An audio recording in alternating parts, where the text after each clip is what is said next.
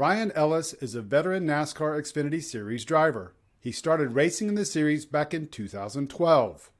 A dozen years later, and he's experiencing another first, his first full-time season, in the 43 car with Alpha Prime Racing. We caught up with the driver to find out about his recent 11th place finish at Daytona. I'd like to welcome to the channel from Alpha Prime Racing, driver of the number 43 car, Ryan Ellis. Hey Ryan, thanks for joining us. Hey, thanks for having me. So Ryan, this is your first full-time season in the Xfinity Series, is that right?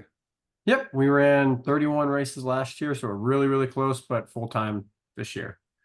So knowing it's the first full-time season, do you approach it any differently? Because I'm thinking about that first result. So just kind of tell me what your thoughts were coming into the 2024 season.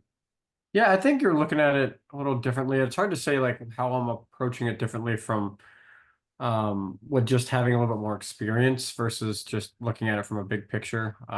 Went to the shop today and was just going over how I kind of strategized Daytona from 2023 to 2024 a little bit differently. And I think I'm just looking at the opportunities I missed out on last year as in the points and ways I could have improved and felt like we fell behind. And just trying to make sure I obviously do the opposite this year. It's nice. I feel like I got like a simulation year or practice year, being so close to being full-time last year. So I feel like I mean, I wish I had like rookie status or something like that, so I could say it was my first full-time season and it meant something other than just saying it. But yeah, I got a lot of lessons learned last year that I can apply this year. So you got some lessons last year. You come into the first race of 2024 and you tie a career best 11th. I think you got 11th last year at Talladega. So you get an 11th at Daytona. So first talk to me about the finish, because we're going to go back to the laps led, but I want you to talk to me about the finish and what it was like for you to know you looked up on the big board and you had scored an 11th place finish. Yeah, it was. So I mean, somebody had just done a piece week before that, how basically how miserable I was being 11th at Talladega the year before. And I think that was a different deal just because I've been pushing for a top 10 so long. I feel like I've been so freaking close so many times. And my wife can just attest to that side of it being like where it's not like it's just you're getting it done at this point because it's happened so many freaking times where we've just been crashing the last corner and it just bugs me to not have it. But Daytona was different because we played strategy right. And we were like 15th or something coming to the white flag. So it was a positive surprise to end up 11th. Obviously, they had that incident on the back straightaway.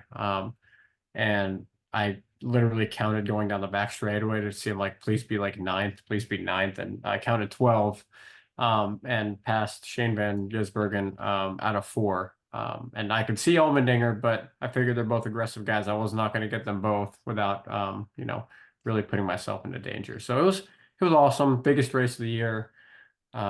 Best paying race of the year for the team. And obviously, like with it being a small team, points matter a lot, not only just for points and point standings, but being locked in or as close as you can be after 3 races is absolutely huge and lets me sleep at night, knowing that our sponsors are not too worried about missing the race. You go in and you score an 11th place finish, but I think when you go back a little bit in the race and you look back on that one period where you led 11 laps. You're leading 11 laps of an Xfinity Series race for a small team like you just mentioned.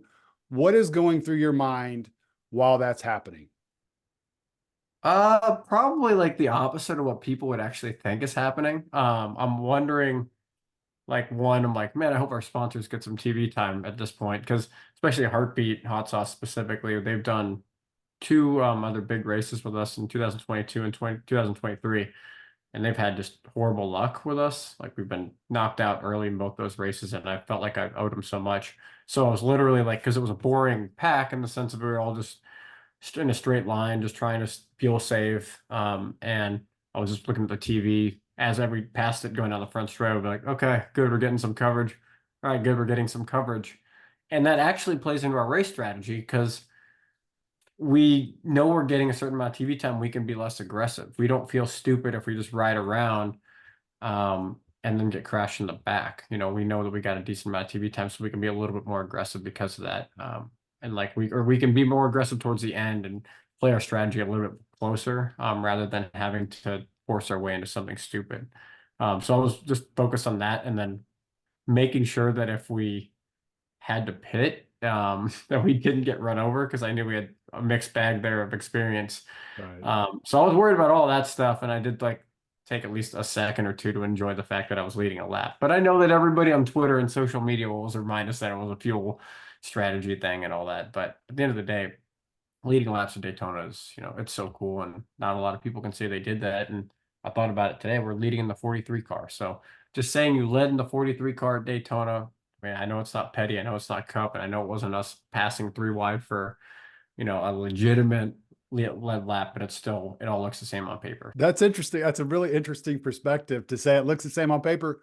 But again, when you think about Richard and the Petty, the whole Petty background, it started off small somewhere, right? It had to start small and build its way up. So kudos to you for doing that. So I'm just curious, after this result, after the race, leading laps, can you take anything from it going into Atlanta? We're going to another super speedway. So do you take anything from it? Is there some momentum that you bring? What are you feeling like going into Atlanta? And do you bring anything with you from Daytona? I think we just look at the big picture. The laps led, and it worked out really well with the strategy and getting away from the big pack. But really, my takeaway is just sticking to our plan. We want to make it as boring as possible the first 2 stages, because it's going to be exciting. Watched both races earlier today, and all the small teams crash in the front part of the race, and all the big teams crash at the back part of the race. It's interesting. You don't have that at Daytona and Talladega. It's a mixed bag. But Atlanta, I think setup comes more into play, and the small teams are fighting to try to stay in the draft, and it puts them in bad spots. So there was something like 24 cautions in the last 2 races there. It was insane. Total, obviously. So just being smart and knowing that if we get to the end, we probably have like a top 20 or top 23 result. Worst case scenario is huge. And then if you have a whole car left, you can probably fight for a top 15 at least. So you want to go in knowing that that's what your goal is. Be there at the end, because if we can come out of these 2 races with a decent amount of points, we're going to be looking really, really good. All right, Ryan. Well, I really appreciate you taking the time to talk about the race. I know it was an exciting time knowing Tommy Joe. I'm sure he was really excited for you after last week's race. So I Yeah. wish you the best of luck this coming week at Atlanta and the rest of the season. Thank you very much. I appreciate it.